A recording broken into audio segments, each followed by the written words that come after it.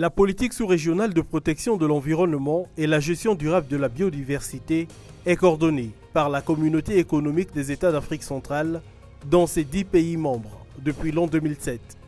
Le programme ECOFAC 5 est un outil de gouvernance environnementale. Celui-ci est dédié à la valorisation des écosystèmes fragilisés d'Afrique centrale.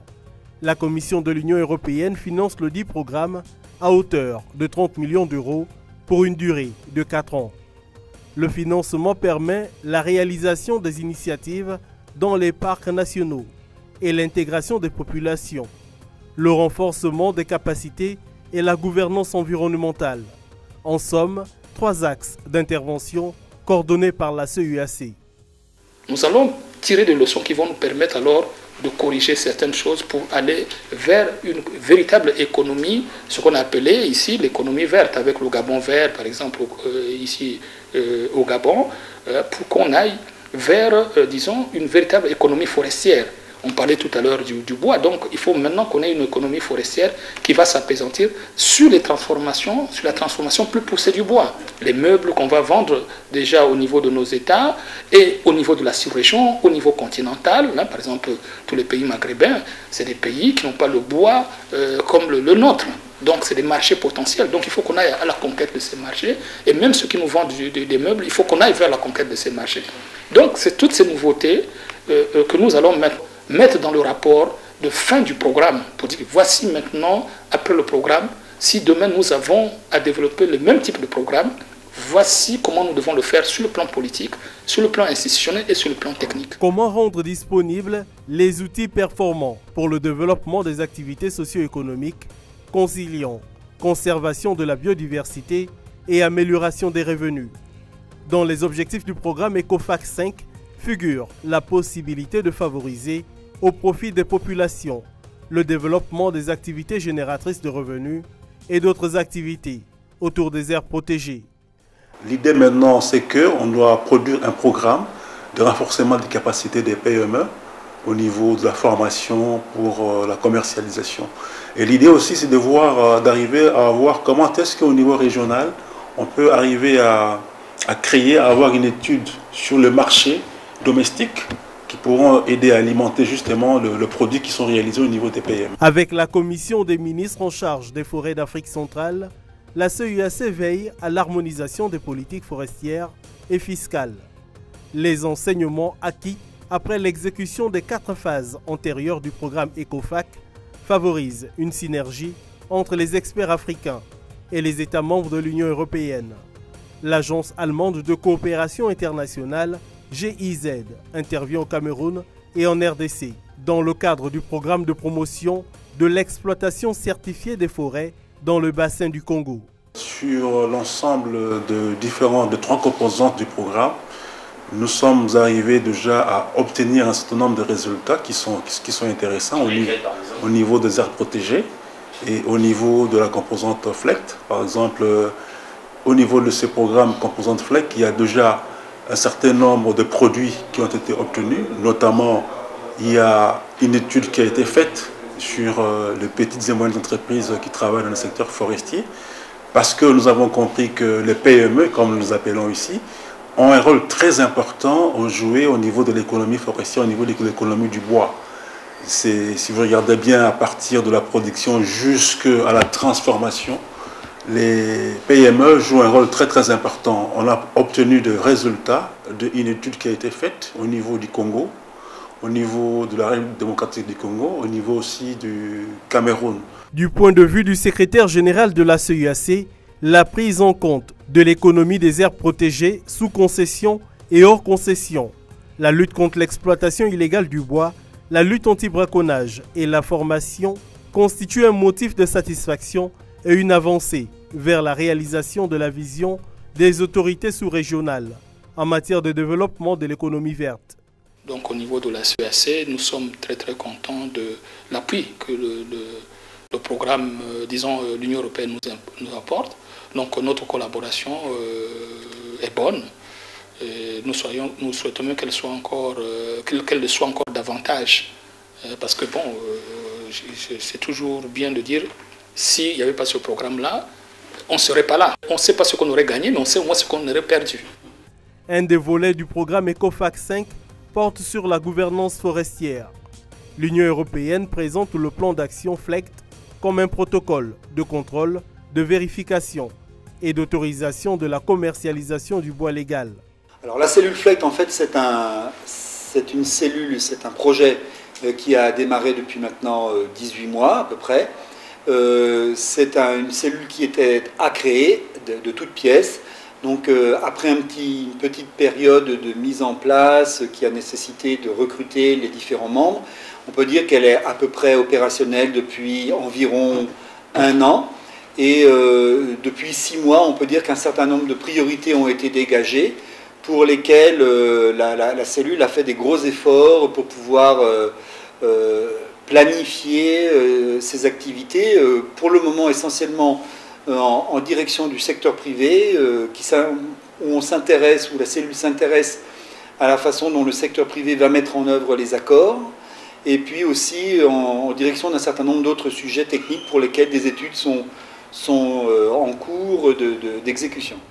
Le Gabon et la RDC sont engagés dans la phase des négociations d'un accord de partenariat volontaire auquel prend part les représentants des diverses administrations, ceux du secteur privé et les organisations de la société civile. Le FLECT est, disons, un outil spécifique du plan d'action mis en place par l'Union européenne. Mais on peut avoir d'autres outils. Donc ça, c'est le FLECT, qui est l'application des réglementations forestières pour la gouvernance. Ça, c'est mis en place par l'Union européenne. Mais les Américains peuvent avoir autre chose. Nous également, nous pouvons penser à un autre outil.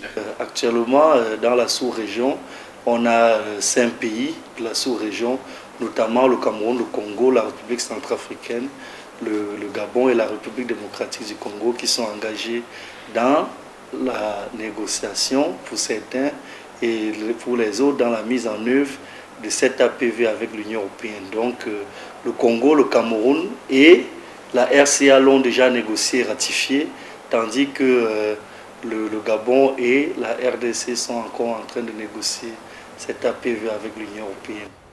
Le règlement bois de l'Union européenne est en application depuis le 3 mars 2013. Celui-ci interdit l'entrée sur le marché européen des essences et produits dérivés illégaux. Pour y arriver, l'une des missions de la CEIAC, dans le cadre de la composante FLECT du programme ECOFAC 5, est d'identifier les problèmes rencontrés par les parties prenantes afin d'assurer le partage d'expériences entre les pays de la sous-région.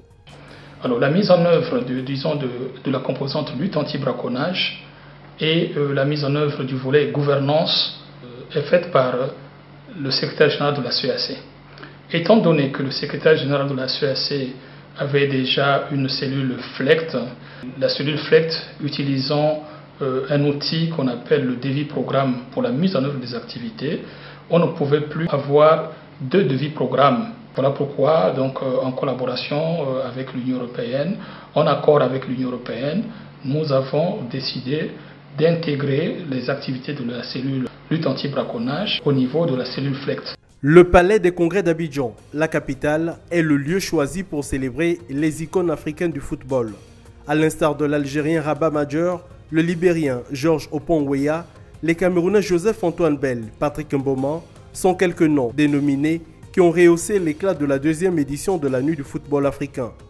L'événement est organisé par un jeune Ivoirien animé par la vision de récompenser les footballeurs africains dans le talent qui est le leur et l'engagement dont ils font montre pour promouvoir et valoriser le potentiel socio-culturel et économique du continent africain. Gloire soit rendue à Dieu, le Tout-Puissant. Mesdames et messieurs, notre objectif est d'institutionnaliser cette plateforme de rencontre et de célébration annuelle des acteurs du football africain. La Nuit du football africain est un concept qui permet de décerner un trophée aux meilleurs joueurs africains en activité, mais également ceux qui ont brillé à leur époque par leur performance. Rabat Major d'Algérie, Joseph-Antoine Bell, Anthony Bafoué recevront en tour de rôle le prix d'honneur. Il s'appelle Joseph-Antoine Bell, il va recevoir son trophée remis par l'Égérie de Trace. Pour ceux qui regardent donc cette chaîne musicale, La soirée de gala sponsorisée par la CEAC et d'autres partenaires a vu la prestation de plusieurs artistes de la musique locale. Parmi les nominés, l'Ivoirien Yaya Touré a reçu le prix spécial de la nuit du football africain. En son absence, le trophée, décerné par le secrétariat général de la CIAC, a été réceptionné par le papa de l'international ivoirien qui évolue dans le club anglais de Manchester City. Remis par l'unique ballon d'or africain, l'unique africain ballon d'or, M. Georges Weah. L'ancien international camerounais de football, Patrick Mboma, actuellement ambassadeur de bonne volonté pour la lutte contre le commerce illégal de l'ivoire, a été encouragé dans son engagement aux côtés de la communauté des États économiques d'Afrique centrale. Une initiative africaine soutenue par l'Union européenne dans le combat contre la criminalité phonique et le commerce des espèces protégées. Vous savez aussi que les femmes aujourd'hui constituent aussi un élément important pour notre écosystème. Et c'est que les ivoires sont vendus aujourd'hui dans le monde international par les gens qui ne sont pas les Africains, qui apportent beaucoup de bénéfices dans ce sens, et nous-mêmes les Africains, on ne bénéficie pas de cette ressource importante. Pour ces causes, nous demandons à tous les citoyens de faire des plaidoyers et puis être vigilants pour percevoir notre richesse. Je voudrais avant tout remercier son Excellence Ahmad Alami, secrétaire général de la Communauté économique des États de l'Afrique centrale, CEAC, pour m'avoir permis de prendre la parole au cours de cet événement, à côté du secrétaire général adjoint en charge de l'intégration socio-culturelle. En ma qualité d'ambassadeur de bonne volonté de la CEAC en matière de lutte anti-braconnage et en tant qu'ancien footballeur professionnel issu de notre continent, je me sens très honoré. La lutte contre la criminalité phonique est une noble cause pour l'Afrique. Les tueries des éléphants avec des armes de guerre, aussi bien en Afrique centrale, en Afrique de l'Est qu'en Afrique australe, m'interpellent et devraient tous nous interpeller.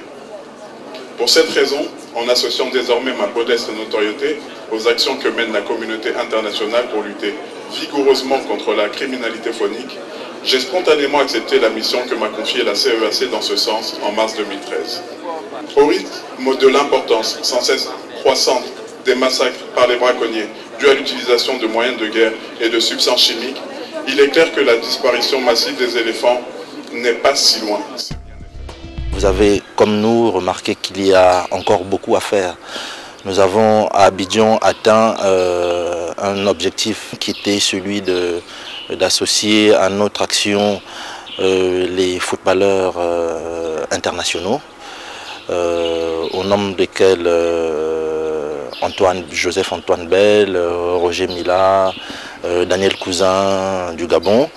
Et je pense qu'au stade actuel, nous sommes persuadés que nous pouvons faire beaucoup avec ces jeunes du sport africain qui vont continuer à donner le meilleur d'eux pour nous appuyer dans cette activité de sensibilisation. Les autorités ivoiriennes ont reçu à la présidence de la Côte d'Ivoire les membres de la mission de la Communauté des États économiques d'Afrique centrale, en charge de la coordination du programme écosystème fragilisé d'Afrique centrale, en abrégé ECOFAC 5. L'un des volets de ce mécanisme financé par l'Union européenne est intitulé « Air protégée et intégration de la population » dont l'enjeu comporte notamment la lutte anti-braconnage